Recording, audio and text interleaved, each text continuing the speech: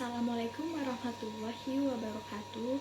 Nama saya Evika Handratnatri Putri, kelas 12 IPS 1. Di sini saya akan menjelaskan tentang teks cerita sejarah.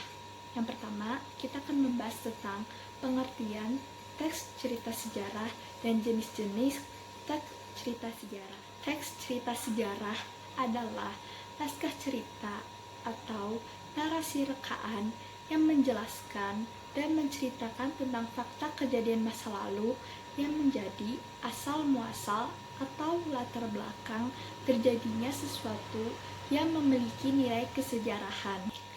Jenis-jenis teks cerita sejarah ada dua. Yang pertama, teks cerita sejarah berdasarkan fakta sejarah, yaitu tersusun oleh fakta yang objektif. Gambaran kehidupan tokoh ditulis lebih lengkap berdasarkan fakta dan menyajikan kehidupan sesuai data dan fakta. Yang kedua, teks cerita sejarah fiksi. Dalam cerita disusun berdasarkan dunia nyata, pengembangan karakter tokoh tidak sepenuhnya terungkap dan menyajikan kehidupan sesuai pandangan pengarang. Yang kedua, kita akan membahas tentang struktur teks cerita sejarah. Dalam struktur teks cerita sejarah, pertama ada abstrak, yaitu ringkasan atau inti cerita yang berisi pengenalan singkat tentang tokoh atau tempat yang akan diceritakan. Kedua, ada orientasi. Orientasi yaitu sebagai pembuka dalam teks cerita sejarah. Yang ketiga, ada komplikasi, yaitu berisi urutan kejadian-kejadian yang dihubungkan dengan sebab akibat. Yang keempat, yaitu ada klimaks. Klimaks yaitu puncak konflik. Yang kelima, ada resolusi, yaitu berisi solusi-solusi atau penyelesaian dari konflik yang dialami tokoh. Yang keenam, atau yang terakhir, yaitu ada kode atau amanat, yaitu bagian akhir dari sebuah teks cerita sejarah yang berisi amanat atau pesan moral sebagai tanggapan terhadap konflik yang terjadi. Yang ketiga, kita akan membahas tentang fungsi teks sejarah. Dalam fungsi teks sejarah itu terdapat, pertama, ada fungsi edukatif.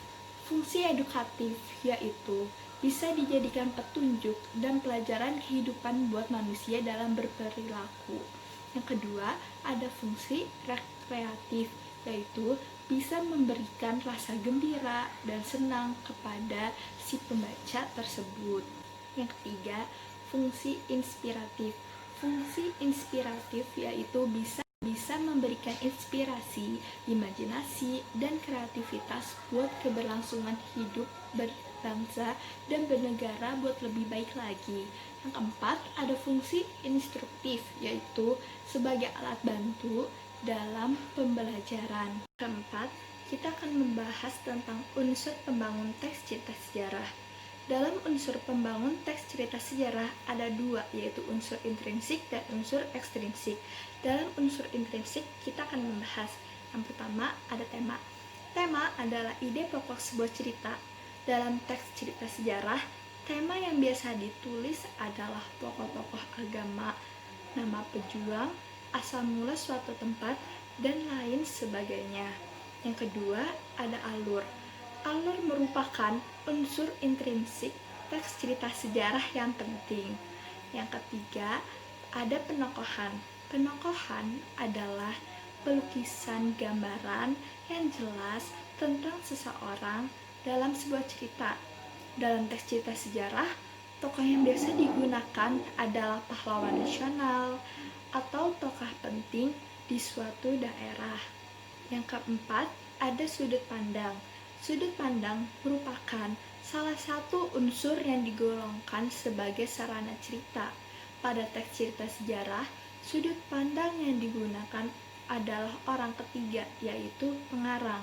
Yang kelima, ada latar. Latar merupakan suatu gambaran dari suatu cerita. Dalam teks cerita sejarah dapat berupa tempat, waktu, dan suasana ketika kejadian terjadi. Yang keenam, ada amanat. Amanat merupakan sesuatu yang ingin disampaikan pengarang kepada pembaca secara implisit, biasanya mengenai akhlak, budi pekerti, dan susila. Yang kedua, kita akan membahas tentang unsur ekstrinsik. Dalam unsur ekstrinsik, yang pertama ada rekaman kebesaran, ketinggian, dan kegemilangan pemerintah. Teks cerita sejarah lahir di istana dan dikarang oleh penulis golongan istana yang mempunyai daya kreatif tinggi untuk merekam kebesaran, ketinggian, dan gemilangan pemerintah. Yang kedua, dari segi corak penceritaan, teks cerita sejarah mengandung dua corak penceritaan, yaitu fakta sejarah dan mitos. Yang ketiga, unsur keagamaan. Dalam teks cerita sejarah, unsur agama sangat kuat.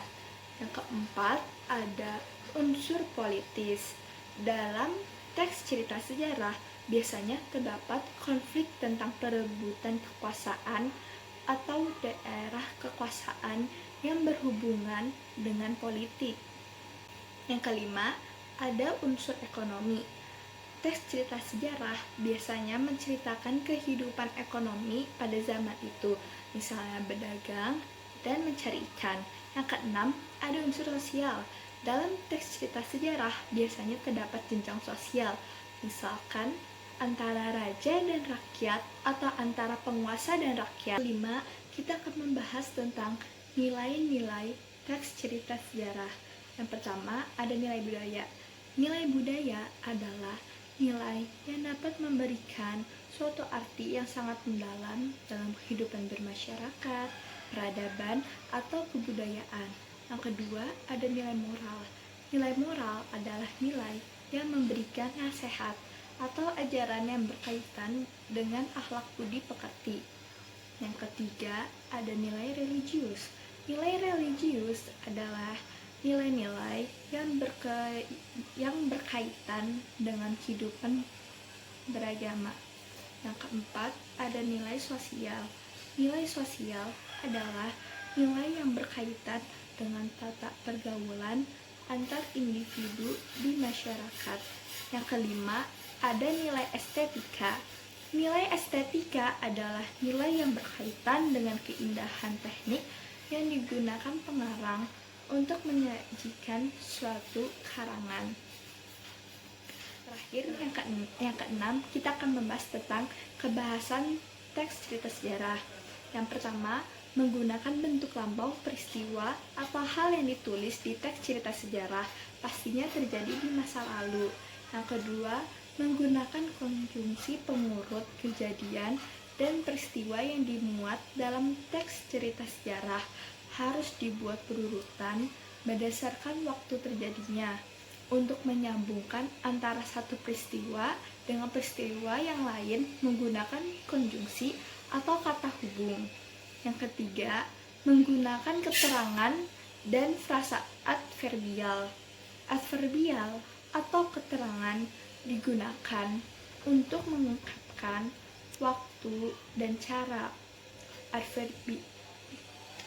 Adverbial untuk mengungkapkan waktu, contohnya dahulu, kemarin, pada abad lalu, dan sebagainya.